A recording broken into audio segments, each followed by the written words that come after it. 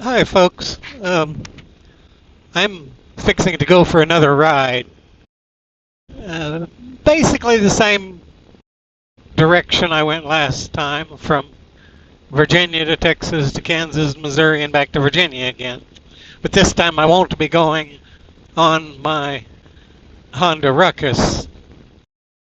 That was 3,875 miles on a moped.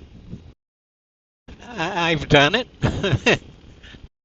It was fun, but I'm on a Suzuki Burgman 400 scooter this time, and it's a scooter like the Honda Ruckus, but it's not the same machine. This one right here I can get out on the interstates with it.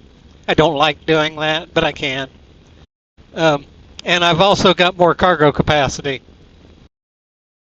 I've got a little bit bigger saddlebags, and these are dry bags, so I don't have to carry separate dry bags to keep my bedding and my clothing clean or dry.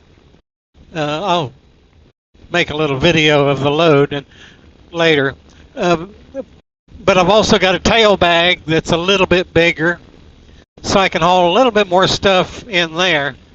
I'm not hauling a whole lot more than what I did on the Ruckus. It looks like it, but just how it packed. This has a lot more under-seat storage than the Ruckus. And I had somebody on Facebook. I post more to Facebook than I do to YouTube, but there was somebody on Facebook said you probably got the kitchen sink under the seat. Well, no, I don't. But that's where I keep my tools, and I also have my silversmithing bag under the seat, and I've got a Starlink Mini with a battery pack under the seat, so I don't get cut off. I get people fussing at me about not needing internet service when you're out on a camping trip or on a moto camping journey, but the reality is, if you want to stay in touch with friends and family, you got to have a signal. And I go places where there are no signals. Not all the time, but I do often enough that I like having the Starlink as a backup to my regular cell phone. Anyway, I'm just out on kind of a joyride right now. This is shakedown. I've got everything packed, and I need to go get some groceries. My wife's coming to the house this evening, and I'm going to fix dinner, so I need to go to the grocery store for that. But mostly I'm just getting a feel for the scooter being loaded up like this. It handles differently. It does well, but with the load on it, it feels more top-heavy than even the with basically the same load, it feels more top-heavy than with the Honda Ruckus. And that, I don't know, maybe it's just a taller scooter. But it feels kind of like I'm riding with a passenger. It's not something that's bad. It's just, I can tell I've got more weight on than I did before.